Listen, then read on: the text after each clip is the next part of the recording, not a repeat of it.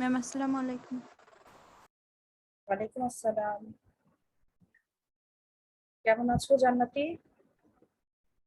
আলহামদুলিল্লাহ ভালো ম্যাম, আপনি কেমন আছেন?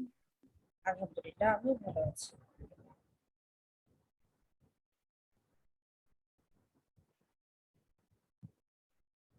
ম্যাম আসসালামু আলাইকুম। ওয়ালাইকুম আসসালাম।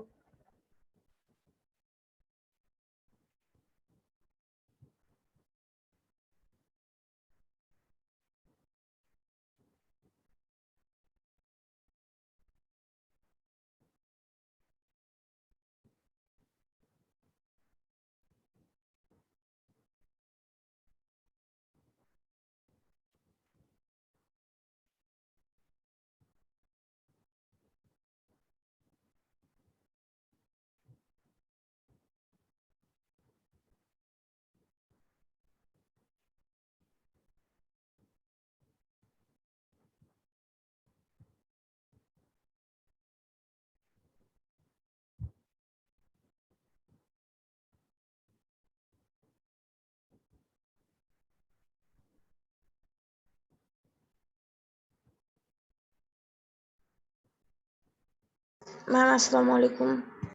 ওয়ালাইকুম আসসালাম। আসসালামু আলাইকুম ম্যাম। ওয়ালাইকুম আসসালাম। ম্যাম আসসালামু আলাইকুম। ওয়ালাইকুম আসসালাম। ম্যাম আসসালামু আলাইকুম। ওয়ালাইকুম আসসালাম। ম্যাম আসসালামু আলাইকুম। ওয়ালাইকুম আসসালাম। ম্যাম আসসালামু ম্যাম আলাইকুম। আসসালামু আলাইকুম। ওয়ালাইকুম আসসালাম।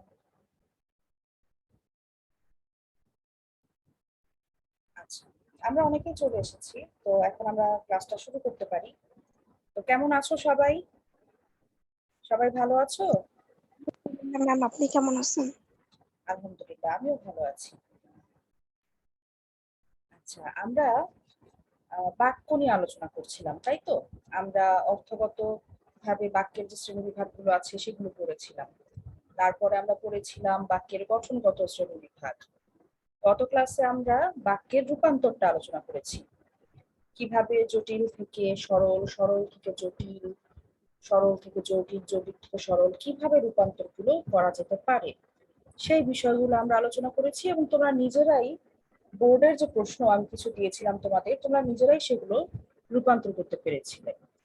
তো আমরা আজকেও রূপান্তর নিয়ে আলোচনা করব, কিন্তু সেটা হবে বাক্যের যে অর্থগত শ্রেণীবিভাগ রয়েছে সেই যে শ্রেণীগুলো, যেমন বিবৃতিমূলক বাক্য, প্রশ্নবোধক বাক্য, বিস্ময়বোধক বাক্য, অনুক্তাসূচক বাক্য, এই যে বাক্যগুলো রয়েছে এই বাক্যগুলোর মধ্যেও আমাদের রূপান্তর শিখতে হবে। এবং এটা আরো সোজা। এই রূপান্তরগুলো যদি তোমরা মনে রাখতে পারো যে কোন ধরনের বাক্যকে, বাক্যতে কি বৈশিষ্ট্য থাকে, কোন বৈশিষ্ট্যের কারণে কোন বাক্যকে কি বলা হয়, এইটুকু যদি মনে রাখতে পারো এবং যদি এখন ক্লাসটা মনোযোগ দিয়ে সবাই করো, ইনশাল্লাহ সবাই আজকের ক্লাসের পরে খুব সহজে রূপান্তরগুলো করতে পারবে। তো আমরা আমাদের ক্লাসটা শুরু করি। আমি স্ক্রিনে একটা জিনিস শেয়ার করছি, তোমরা দেখতে পাচ্ছ কিনা আমাকে একটু বলো।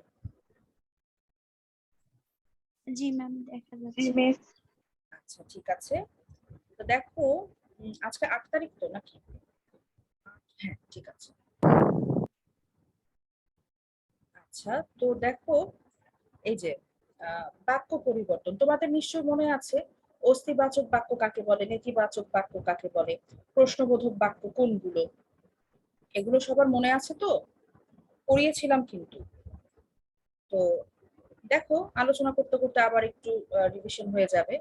অস্তিবাচক বাক্য হচ্ছে হ্যাঁ বোধক বাক্য, নেতিবাচক বাক্য হলো না বোধক না বাক্য। বোধক বাক্য। হ্যাঁ, না বোধক বাক্য খুব সহজ জিনিস।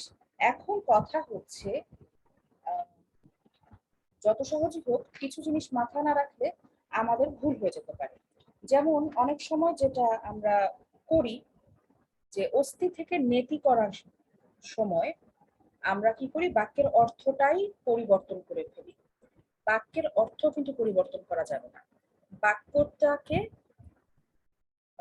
ট্রান্সফর্ম করতে হবে, মানে এক ধরনের গঠন থেকে আরেক ধরনের গঠনে নিয়ে যেতে হবে, কিন্তু অর্থ পরিবর্তন করে ফেলা যাবে না।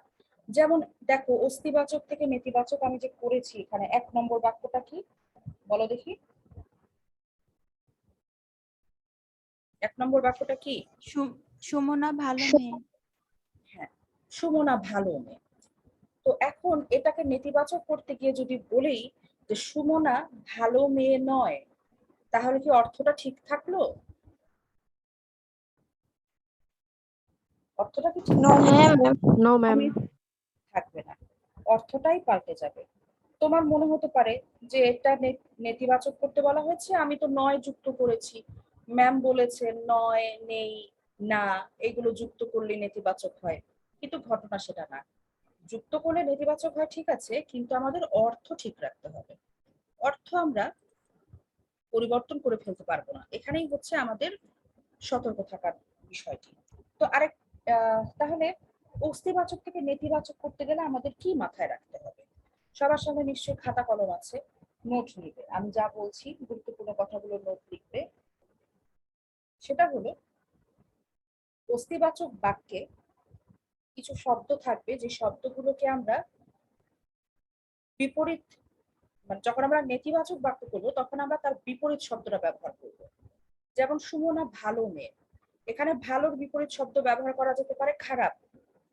এবং তারপরে আমরা বাক্যের শেষে নেতিবাচক যে শব্দ আছে, যেমন নয়, নেই, না, এই ধরনের যে শব্দগুলো আছে তার মধ্যে যেটা এখানে প্রযোজ্য হবে বা সুইটেবল হবে সেটা আমরা ব্যবহার করব। যেমন সুমনা খারাপ মেয়ে নয়। ঠিক আছে, হয়ে গেল। ম্যাম আবার যেটা বলেছিলেন যে অস্তিবাচকের। অস্তিবাচক নিয়েই তো কথা বলছি, কোনটা আবার বলবো? বললেন না যে আমি যেটা বলছি ওটা লিখো, ওটা আচ্ছা, একটু আবার হ্যাঁ, আচ্ছা ঠিক আছে। সেটা হলো যে অস্তিবাচক থেকে নেতিবাচক করার সময় আমরা বাক্যের কিছু শব্দ প্রয়োজন, আমরা যখন রূপান্তর করব তখন প্রয়োজন অনুসারে আমরা বাক্যের অন্তর্গত শব্দের বিপরীত শব্দ ব্যবহার করব। যেমন এখানে আছে ভালো, ভালোর বিপরীত শব্দ আমরা ব্যবহার করেছি খারাপ। বিপরীত শব্দটি ব্যবহার করে তারপর আমরা বাক্যের শেষে নয় শব্দটি বসিয়েছি। সুতরাং বাক্যটি কি হলো? সুমনা খারাপ মেয়ে নয়। অর্থ ঠিক থাকলো, সুমনা ভালো মেয়ে মানেই সে খারাপ মেয়ে নয়, অথচ আমরা অস্তিবাচক থেকে নেতিবাচক বাক্যে রূপান্তর করে ফেললাম অর্থ ঠিক রেখে। এবার বিষয়টা বুঝেছো সবাই? জি ম্যাম। আচ্ছা, আরো উদাহরণ দিচ্ছি, দেখো 2 নম্বরে আছে আজ চিড়িয়াখানা বন্ধ। তো এখানে কোনটার বিপরীত শব্দ আমরা ব্যবহার করতে পারি? বন্ধ। বন্দর বিপরীত। হ্যাঁ, বন্ধর বিপরীত খোলা। আজ চিড়িয়াখানা খোলা, তারপরে নেতিবাচক একটি শব্দ নয়, আজ চিড়িয়াখানা খোলা নয়, তার মানেই হলো আজ চিড়িয়াখানা বন্ধ। দুটো কথার অর্থ একই, কিন্তু রূপান্তর হয়ে গেল। ঠিক আছে, আচ্ছা, ওয়েটিং রুমে কয়েকজন আছে, একটু সবাই অপেক্ষা করো, আমি আবার আসছি।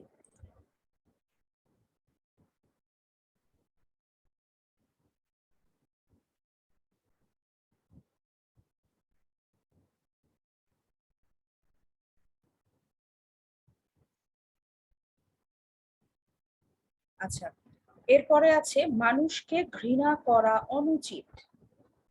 তো এখানে অনুচিতের বিপরীত শব্দ আমরা বসালাম উচিত এবং শেষে বসালাম নয়। মানুষকে ঘৃণা করা উচিত নয়, অর্থ ঠিক থাকলো, কিন্তু অস্তি থেকে নেতিতে রূপান্তরিত হলো। এইটুকু অংশ আমরা কে কে বুঝিনি? যে বুঝিনি সে কথা বলবো।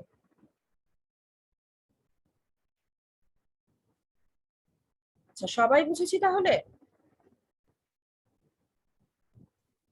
জি জি ম্যাম। মিস। ঠিক আছে, একটু সবাই অপেক্ষা করো, আমি একটু ওয়েটিং রুম থেকে অ্যাডমিট করিয়ে আসছি।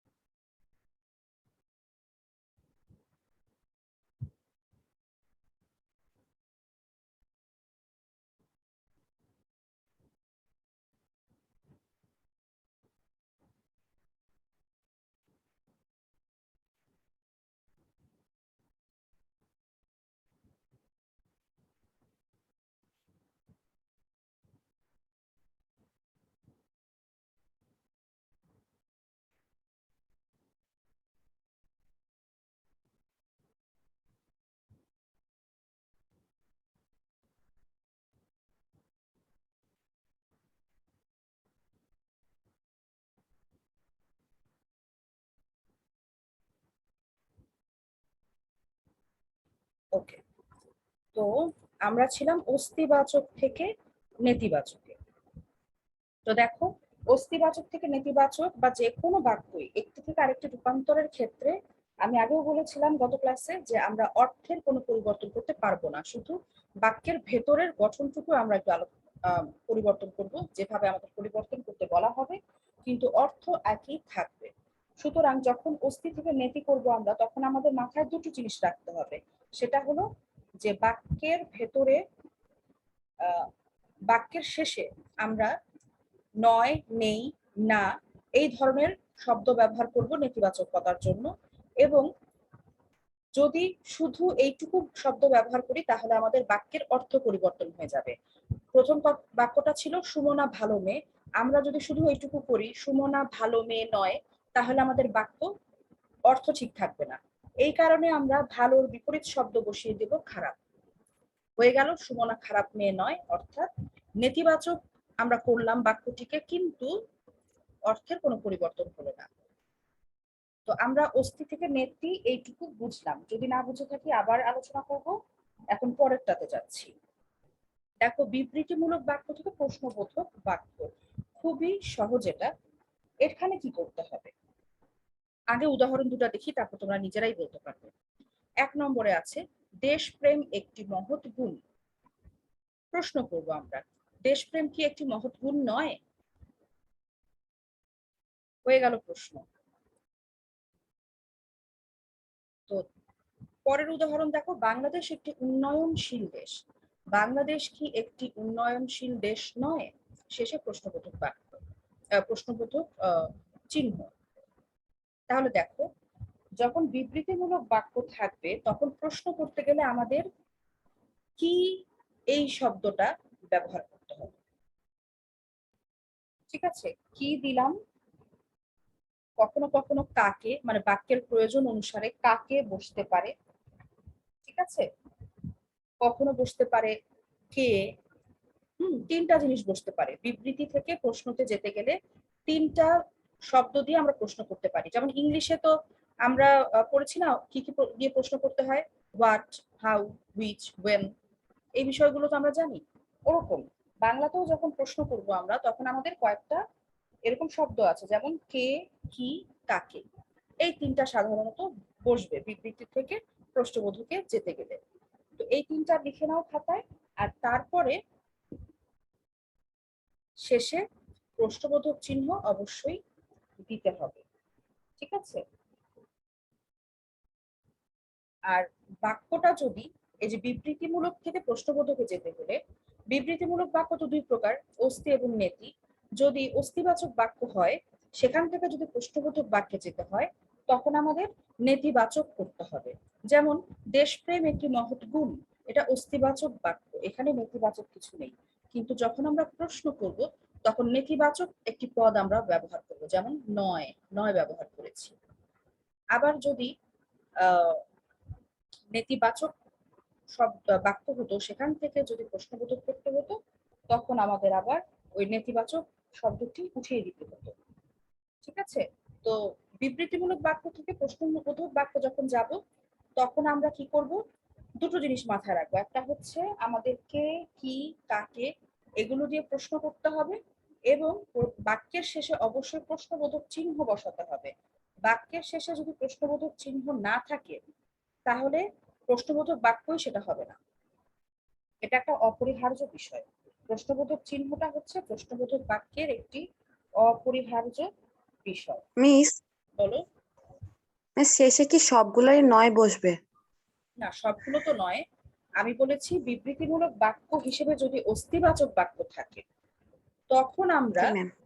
শেষে নেতিবাচক করব প্রশ্ন করার জন্য। ঠিক আছে, ওকে ম্যাম, জি মিস বুঝছি। আচ্ছা, এরপরে মিস হ্যাঁ বলো। আরেকটা, মিস একজন অ্যাপ্রুভ করতে পারছে না, ওকে একটু নেন। ওয়েটিং রুমে তো কেউ নেই, ওকে আরেকবার চেষ্টা করতে বলো।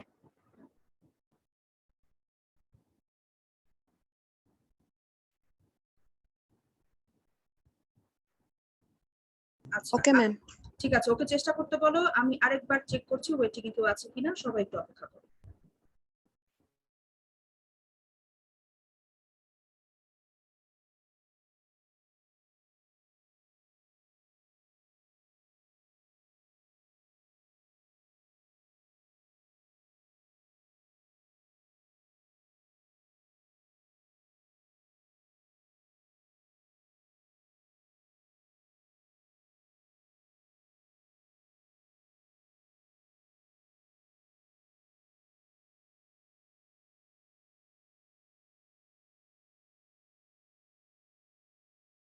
আচ্ছা, কেউ একজন বলছিল ওয়েটিং এ আছো, সে একটু কথা বলো আমার সাথে। জি ম্যাম। হ্যাঁ, ওয়েটিং এ একজনকে আমি দেখলাম, অ্যাডমিট করার আগেই সে ডিসকানেক্টেড হয়ে গেছে। ওর বোধহয় ইন্টারনেট একটু সমস্যা হচ্ছে, ওকে চেষ্টা করতে বলো, আমি পেলেই ওকে নিয়ে নিবো। আমরা পড়তে থাকি তাহলে। হ্যাঁ, আমরা করতে থাকি। আচ্ছা, এই তো পাওয়া যাচ্ছে দুজন। ঠিক আছে, তো দেখো আমরা ছিলাম হচ্ছে অস্থি থেকে নেতি, না না, বিবৃতিমূলক থেকে প্রশ্নবোধক। এরপরে দেখো বিবৃতিমূলক বাক্য থেকে ইচ্ছাসূচক বা প্রার্থনা সূচক বাক্য। ঠিক আছে, তো ইচ্ছা বা প্রার্থনা প্রকাশ করতে হবে। তো এটার ক্ষেত্রে কি দেখো, বিবৃতিমূলক বাক্যতে আছে লোকটি খুব অসুস্থ, তো আমাদের প্রার্থনা হচ্ছে লোকটি সুস্থ হয়ে যাক, তাই তো? তো আমরা বলতে পারি এইভাবে, লোকটি সুস্থ হোক। এগুলো খুব মানে সাধারণভাবে আমরা যেভাবে বলে থাকি, ইচ্ছা প্রকাশ করে থাকি, সেভাবে আমরা এগুলোকে পরিবর্তন করে ফেলবো। তো কোনো কোনো ক্ষেত্রে এরকমও আহ, শব্দ ব্যবহার হতে দেখা যায় যে প্রার্থনা করি লোকটি সুস্থ হোক, এরকমও তোমরা দেখতে পারো বইতে। তো দুটোই ঠিক, যে কোনোটাই তোমরা লিখতে পারো। তো বিবৃতিমূলক বাক্য থেকে ইচ্ছাসূচক বা প্রার্থনা সূচক বাক্য তৈরি করার ক্ষেত্রে আমরা এইভাবে খুব সাধারণভাবে এগুলো পরিবর্তন করে ফেলবো। তো এরপরে আছে দেখো বিবৃতিমূলক বাক্য থেকে আবেগ সূচক বাক্য। তো বিবৃতিমূলক বাক্য থেকে যখন আবেগ সূচকে যাব, তখন আমরা সাধারণত যেই পদটা খুব বেশি ব্যবহার করি সেটা হচ্ছে কি। এবং এই কি এর বানানটা লক্ষ্য করো, আমি আন্ডারলাইন করে দিয়েছি। কি হচ্ছে কয় দীর্ঘ ইকার দিয়ে হবে। কি চমৎকার, কি সুন্দর, কি মনোরম, কি নিষ্ঠুর, কি ভয়ঙ্কর, কি লজ্জার, এই সমস্ত কি হলো ক দীর্ঘ ইকার। তো দেখো প্রশ্নবোধক বাক্যের শেষে যেমন প্রশ্নসূচক চিহ্নটি ব্যবহার করতেই হবে, সেরকমই বিস্ময় বা আবেগসূচক বাক্যের শেষে আমাদের এরকম আহ বিস্ময়সূচক বাক্য চিহ্নটা ব্যবহার করতে হবে। এবং এই চিহ্ন দুই ভাবে ব্যবহৃত হতে পারে। একটা হলো একদম পুরো বাক্যের শেষে, আরেকটা হচ্ছে শব্দের শুরুতে, সরি, বাক্যের শুরুতে। দুটো উদাহরণ আমি দিয়েছি, দেখলেই বুঝবে। বাংলাদেশের প্রাকৃতিক দৃশ্য খুব চমৎকার, এটা একটা বিবৃতিমূলক বাক্য। এটাকে যদি আমরা নিয়ে যাই আবেগ সূচকে বা বিস্ময়ের দিকে, বাংলাদেশের প্রাকৃতিক দৃশ্য কি চমৎকার, তখন পুরো বাক্যের শেষে আমরা বসাবো বিস্ময়সূচক চিহ্ন। আর কি আগেই বলেছি যে এটা দীর্ঘ ইকার দিয়ে অবশ্যই লিখতে হবে। 2 নম্বর দেখো, এটি ভারী লজ্জার কথা। এখানে আমরা যেহেতু একটা লজ্জার বিষয় আছে, আমরা এটাকে কি বলবো, আবেগ দিয়ে যখন বলবো ছি এটি ভারী লজ্জার কথা, এখানে একটা লজ্জার বিষয়। আবেগ সূচক বাক্যে তো নানা রকমের আবেগ প্রকাশিত হয়, ভয়, ঘৃণা, আনন্দ, তাই তো, শোক, সব ধরনের আবেগই তো ব্যবহৃত হয়, আমরা পড়েছি আগে। তো যখন যেই ধরনের আবেগ ব্যবহৃত মানে প্রকাশিত হবে, সেই রকমের পরিবর্তনটাই আমাদের আনতে হবে বাক্যে। যেমন এই যে আমাদের এখানে কি আছে, লজ্জার বিষয় আছে, এটি লজ্জার কথা। তো এই কারণে আমরা একটু ধিক্কার জানাবো, যেহেতু আবেগ। ছি এটি ভারী লজ্জার কথা। তো যখন আমরা ছি বললাম, এই ছি এর সময়, ছি এর পরে আমরা বিস্ময়সূচক চিহ্নটা ব্যবহার করব, কিন্তু বাকি বাক্যের শেষে আমরা দাড়ি বসাবো। দুইবার বিস্ময়সূচক বাক্য ব্যবহার চিহ্ন ব্যবহার করার দরকার নেই। ঠিক আছে, তো বিস্ময়সূচক চিহ্ন দুই ভাবে বসতে পারে, একটা হচ্ছে সমস্ত বাক্যের শেষে, আর একটা হচ্ছে এই যে ছি বা আহা। যেমন ধরো এরকম যদি বলি পাখিটি মিষ্টি সুরে গান গায়, এটাকে যদি আবেগ সূচক বাক্যে পরিবর্তন করি, তাহলে আমরা এভাবে বলতে পারি আহা পাখিটা মিষ্টি সুরে গান গায়।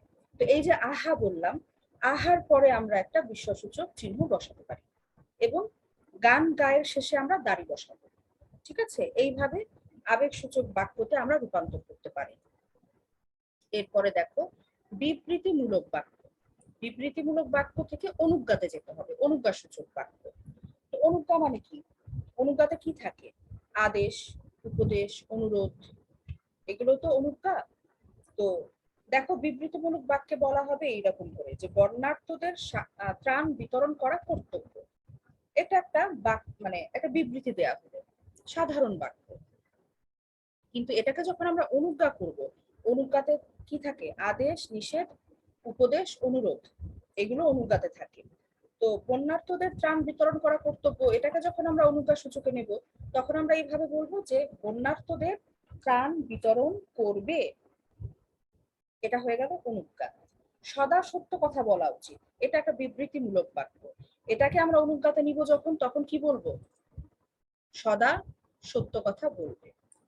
বিবৃতিমূলকে হয় সদা সত্য কথা বলা উচিত, আর অনুজ্ঞাতে হলেই তখন বলবে সদা সত্য কথা বলবে। তো অনুজ্ঞার ক্ষেত্রে আমরা কি ধরনের ক্রিয়াপদ ব্যবহার করি? বলবে, করবে, চলবে, শুনবে, যাবে, আসবে, এইরকম। মানে কোনো একটা আদেশ করা হবে, নিষেধ করা হবে, অনুরোধ করা হবে, এরকম। যে সদা সত্য কথা বলবে, এটা একটা উপদেশ, সদা সত্য কথা বলবে। তারপর আর কি আছে? বন্যার্থদের ত্রাণ বিতরণ করবে, এটা কি? এটা একটা অনুরোধ। ঠিক আছে, তো এইভাবে আমরা অনুজ্ঞার ক্রিয়াপদগুলো এরকম হয়: বলবে, করবে, চলবে, হবে, যাবে, আসবে, শুনবে, করবে। তো এইরকম হচ্ছে অনুজ্ঞার ক্রিয়াপদগুলো। এইভাবে আমরা বিবৃতি সূচক থেকে অনুজ্ঞা সূচক বাক্যে রূপান্তর করতে পারি। প্রথম প্রথম যখন আমরা এগুলো করব, তখন মনে হতে পারে যে একটির সাথে আরেকটি হয়তো মিলে যাচ্ছে, কিন্তু যখন তোমরা আরেকটু প্র্যাকটিস করবে, তখন দেখবে সবগুলোই খুব সহজ। যেমন আমরা আবার একটু রিভিশন দিয়ে আসি, শর্ট, মানে খুব ছোট করে দেখি যে আমরা এতক্ষণ কি বুঝলাম। অস্থি থেকে নেতি, এটা করতে গেলে আমাদের কি মাথায় রাখতে হবে? বলো একজন, যার মনে আছে, উদাহরণটা দেখে বলো। ম্যাম, বিপরীত শব্দ ব্যবহার করতে হবে, আর হচ্ছে নেতিবাচক একটা মানে নয়, এটা ব্যবহার করতে হবে শব্দের শেষে। হ্যাঁ, ভেরি গুড। শুধু নয় না, অর্থ একই থাকবে।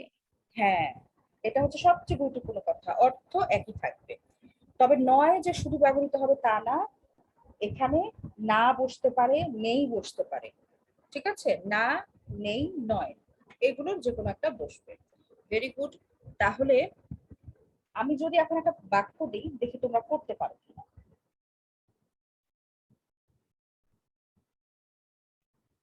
মাতৃভূমিকে সকলেই ভালোবাসে, এটাকে নেতিবাচক হতে হবে। মাতৃভূমিকে কেউ ঘৃণা করে না। কে বললে উত্তরটা? ম্যাম, মুবাশিরা। মুবাশশিরা, ভেরি গুড, একদম ঠিক হয়েছে। মাতৃভূমিকে কেউ ঘৃণা করে না। এখানে লক্ষণীয় ব্যাপার হচ্ছে প্রয়োজন অনুসারে আমরা দুটো শব্দেরও বিপরীত শব্দ ব্যবহার করতে পারি। যেমন মাতৃভূমিকে সকলেই বলেছিলাম, ওখানে বসানো হয়েছে কেউ। আবার বলেছিলাম ভালোবাসে, সেখানে ভালোবাসার বিপরীত শব্দ বসিয়েছি ঘৃণা, তারপরে বসিয়েছি না। মাতৃভূমিকে সকলেই ভালোবাসে, নেতিবাচক হয়েছে মাতৃভূমিকে কেউ ঘৃণা করে না। Very good. আচ্ছা, তো আমরা অস্থি থেকে নেতি পারলাম। এরকমই আমাদের সমস্ত বাক্য এরকমই হবে, ঘুরে ফিরে এ ধরনের নিয়মের মধ্যে ফেললেই আমরা পারবো রূপান্তর করতে। এরপরে বিবৃতিমূলক বাক্য থেকে প্রশ্নবোধক বাক্যে রূপান্তর করতে হবে। এক্ষেত্রে আমাদের কি মাথায় রাখতে হবে?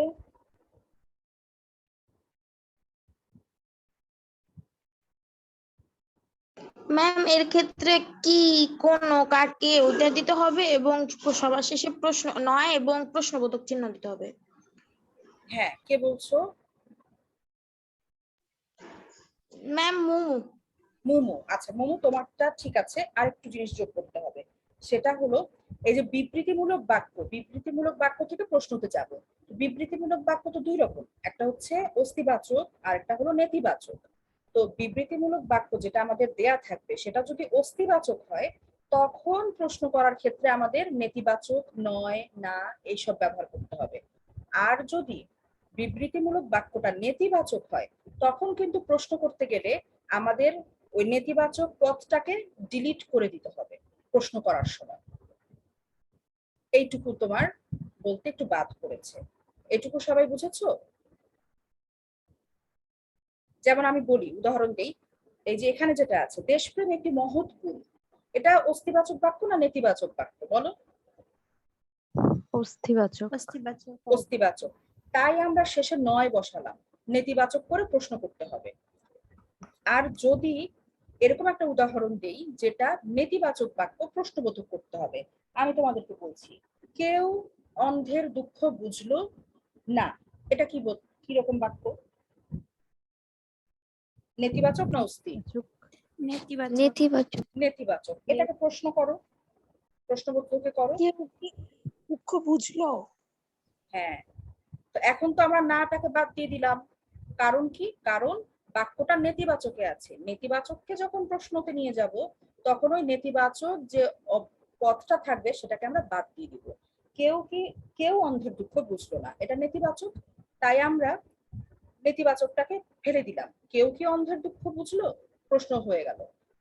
ঠিক আছে, বাক্যটা অস্তি হোক বা নেতি হোক, এই কি, কেন, কাকে, এগুলো থাকবেই। এটা ছাড়া তো প্রশ্নই হবে না, এবং প্রশ্নবোধক চিহ্নও থাকবে। কিন্তু যখন আমাদের প্রদত্ত বাক্যটা হবে প্রশ্নবোধক, দুঃখিত, যখন প্রদত্ত বাক্যটা হবে অস্তিবাচক, তখন প্রশ্ন করতে গেলে নেতিবাচক পদ বসাবো। আর যদি প্রদত্ত বাক্যটা হয় নেতিবাচক, তখন প্রশ্ন করতে গেলে নেতিবাচক পদটাকে আমরা বাদ দিয়ে দিব। ঠিক আছে, আবার বলবো? No miss. যা আছে তার বিপরীতটা করতে হবে। প্রদত্ত বাক্যটা যদি অস্তিবাচক হয় আমরা নেতিবাচক পদ বসাবো। প্রদত্ত বাক্যটা যদি নেতিবাচক হয় তাহলে প্রশ্ন করতে গেলে আমরা নেতিবাচক পদটাকে বাদ দিয়ে দিব। অস্তিবাচক। ঠিক আছে, ঠিক আছে। জি ম্যাম। জি ম্যাম। আচ্ছা, তারপরে দেখো বিবৃতিমূলক থেকে আমাদের করতে হবে কি, ইচ্ছা সূচক বা প্রার্থনা সূচক। তো এটা খুব এটার ওরকম কোনো ইয়ে নেই, একদম ধরা বাঁধা কোনো নিয়ম নেই। খুব সাধারণভাবে আমরা যে আমাদের মনের ইচ্ছা বা প্রার্থনাগুলো প্রকাশ করি সেভাবেই আমরা করব। ঠিক আছে, যেমন লোকটি খুব অসুস্থ বলেছিলাম, তো আমাদের কি প্রার্থনা হতে পারে? যে লোকটি সুস্থ হোক। ঠিক আছে, এরকম এগুলো। কেউ কি কিছু বলছো? না ম্যাম। আচ্ছা, যেমন দেখো একটা বোর্ডের প্রশ্নই বলি, যে বাংলাদেশের চিরস্থায়িত্ব কামনা করি। এটা একটা বিবৃতিমূলক বাক্য, কিন্তু এটাকে যদি আমরা ইচ্ছা সূচকে নিয়ে যাই বা প্রার্থনা সূচক, বাংলাদেশের চিরস্থায়িত্ব কামনা করি, কি বলবো? বাংলাদেশ চিরস্থায়ী হোক। ভেরি গুড, এই তো তোমরা পারো। তো এখান থেকে এটা আসলে ওরকম নিয়ম না, কিন্তু আমি তোমাদের বলছি ওভাবে যে মনে রাখার জন্য। যখন ইচ্ছা সূচক বা প্রার্থনা সূচক বাক্য হবে তখন আমাদের ক্রিয়াপদগুলো কিরকম হবে? হোক, বলুক, আসুক, করুক, যাক, এরকম হবে ক্রিয়াপদগুলো। তো সেরকমই বাংলাদেশের চিরস্থায়িত্ব কামনা করি, এটাকে আমরা কি বললাম? বাংলাদেশ চিরস্থায়ী হোক। কে দিলে উত্তরটা? Ma'am Mubashira. Mubashira, very good Mubashira. এরপরে দেখো বিবৃতিমূলক থেকে আবেগ সূচকে যখন যাব তখন আমাদের কি মাথায় রাখতে হবে?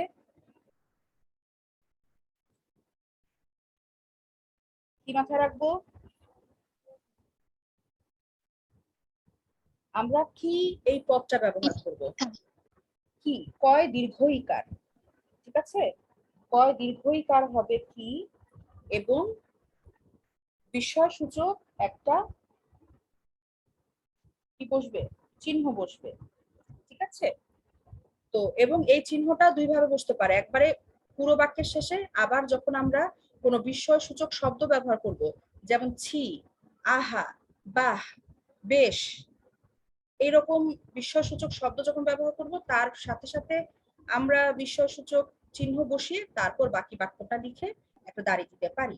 যেমন দেখো, বাংলাদেশের প্রাকৃতিক দৃশ্য খুব চমৎকার, এটাকে আমরা বলেছি বাংলাদেশের প্রাকৃতিক দৃশ্য কি চমৎকার। এই যে খুব বিশেষণটি আছে এটাকে তুলে দিব, তুলে দিয়ে তার বদলে আমরা কি বসাবো। ঠিক আছে, তো তারপরে একদম শেষে বসিয়েছি বিস্ময় সূচক চিহ্ন। আবার একটা বিস্ময়বোধক শব্দ যখন বাক্যের শুরুতে আসবে তখন কি হবে? এটি ভারী লজ্জার কথা।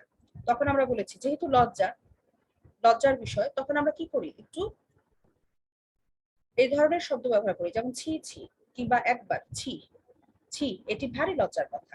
এই যে ছি, এটা একটা বিস্ময়সূচক শব্দ, তাই এর সাথে আমরা বিস্ময়সূচক চিহ্ন বসিয়ে বাকি বাক্যটা লিখে তখন আমরা দাড়ি বসাতে পারি।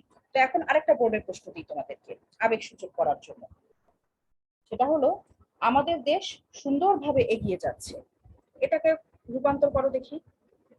আমাদের দেশ সুন্দরভাবে এগিয়ে যাচ্ছে। আমাদের দেশ কি সুন্দরভাবে এগিয়ে যাচ্ছে। আচ্ছা, হয়েছে, খুব সুন্দরভাবে তুমি তুমি রূপান্তর করেছো, ভেরি গুড। এটা আমরা দুভাবে করতে পারি। তুমি যেটা বলেছো যে আমাদের দেশ কি সুন্দরভাবে এগিয়ে যাচ্ছে, শেষে বিস্ময়সূচক চিহ্ন, এটা যেমন ঠিক, তেমনি আরেকটা আমরা করতে পারি যে যেহেতু এটা একটা অভিনন্দন দেওয়ার মতো বিষয়, আমরা এইভাবে বলতে পারি সাবাস। সাবাস দিয়ে একটা বিস্ময়সূচক চিহ্ন, তারপরে আমাদের দেশ সুন্দরভাবে এগিয়ে যাচ্ছে, তারপরে দাঁড়ি। Very good. এরপরে সবচেয়ে শেষে আছে বিবৃতিমূলক বাক্য। এখানে আমাদের কি মনে রাখতে হবে যে এখানে আমাদের অনুজ্ঞাতে থাকবে আদেশ, আদেশ নিষেধ, উপদেশ, অনুরোধ, এগুলো বোঝায় অনুজ্ঞাতে। তো অনুজ্ঞার ক্ষেত্রে আমাদের এই যে কর্তব্য, উচিত, এই শব্দগুলোর বদলে আমাদের বলতে হবে করবে, বলবে, চলবে, এইভাবে। যেমন সদা সত্য কথা বলা উচিত, এই উচিত শব্দটার বদলে আমরা কি বলবো, বলবে। সদা সত্য কথা বলা উচিত, এটাকে রূপান্তর করে আমরা বলবো সদা সত্য কথা বলবে। এই হচ্ছে বিবৃতি থেকে অনুজ্ঞাসূচক বাক্য পরিবর্তনের নিয়ম। তো আমরা আগামী ক্লাসে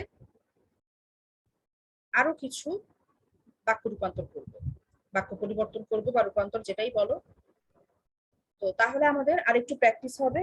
তো ইনশাল্লাহ আগামী ক্লাসে আমরা দুই ধরনের বাক্যর যে দুটো ধরন অনুযায়ী শ্রেণী বিভাগ করা হয়েছে, যে অর্থ অনুসারে এবং গঠন অনুসারে, দুটোরই আমি মিলিয়ে মিশিয়ে তোমাদেরকে আগামী ক্লাসে একটা অনুশীলনমূলক ক্লাস করব। ঠিক আছে? তাহলে তোমাদের বুঝতে একটু সুবিধা হবে, তাই না?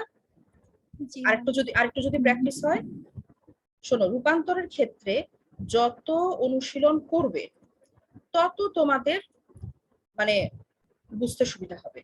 ঠিক আছে? তো আমাদের ক্লাসের সময় তো শেষ পর্যায়ে, এখন আমরা অ্যাটেন্ডেন্স দিব হিউম্যানিটিজ এর সময়। আর যার যা প্রশ্ন আছে খাতায় লিখে রাখবে, আগামী ক্লাসে আমাকে জিজ্ঞাসা করবে। এবং আগামী ক্লাসে সবাই প্রস্তুতি নিয়ে আসবে। এই একটা সপ্তাহ আমি তোমাদের সময় দিচ্ছি, আগামী রবিবার আবার আমাদের ক্লাস। হিউম্যানিটিজ এর মেয়েরা অ্যাটেন্ডেন্স দাও। হ্যাঁ, আগামী সপ্তাহে আমরা কি করব, সমস্ত মানে বাক্যের যত রকম আছে, গঠনগত, অর্থগত, সবগুলোরই রূপান্তর করব। তো সবাই বাসায় প্র্যাকটিস করবে, বইটা খুলবে, বইতে কি কি উদাহরণ আছে দেখবে, নিজেরা অনুশীলন করার চেষ্টা করবে, এবং আগামী ক্লাসে ইনশাআল্লাহ আমি প্রশ্নের উত্তর দেব এবং সেই সাথে প্র্যাকটিস হবে। ঠিক আছে? সায়েন্সের মেয়েরা কেন ঢুকে যাচ্ছ? এভাবে করলে তো তোমাদের অ্যাটেন্ডেন্স এলোমেলো হয়ে যাবে, মিস হয়ে যেতে পারে। হিউম্যানিটিজ এর কেউ বাকি নেই?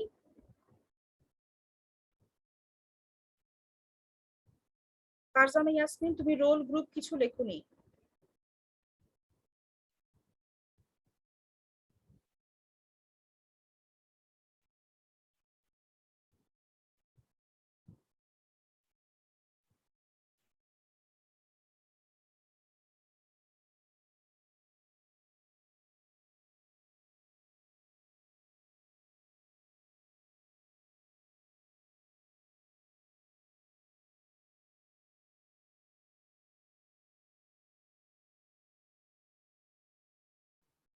আচ্ছা, এবারে বিজনেস স্টাডিজ এর মেয়েরা এসো।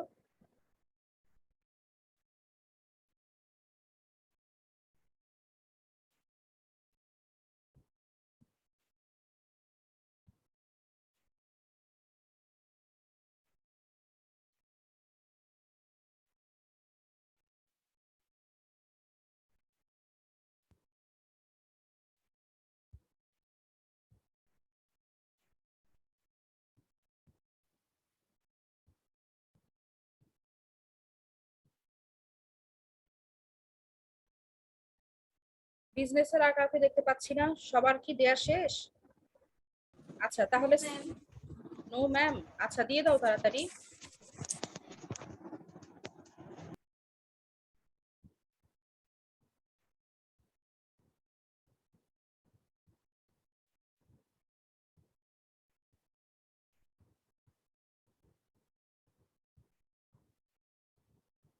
ফারজানা ইয়াসমিন, তুমি কোন গ্রুপের, কি রোল? কিছুই লেখোনি।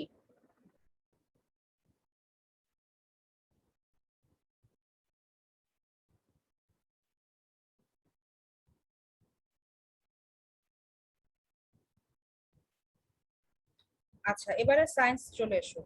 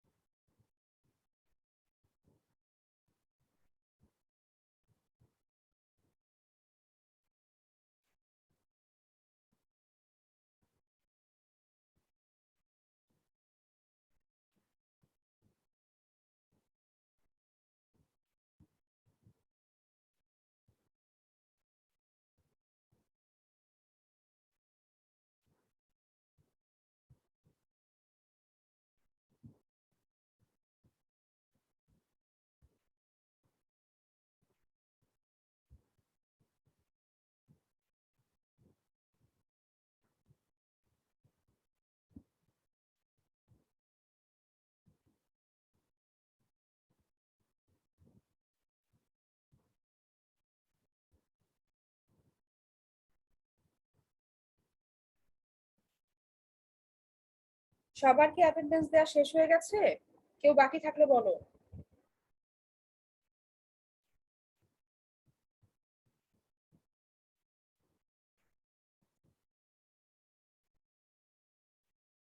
আচ্ছা, কেউ বাকি নেই, ঠিক আছে।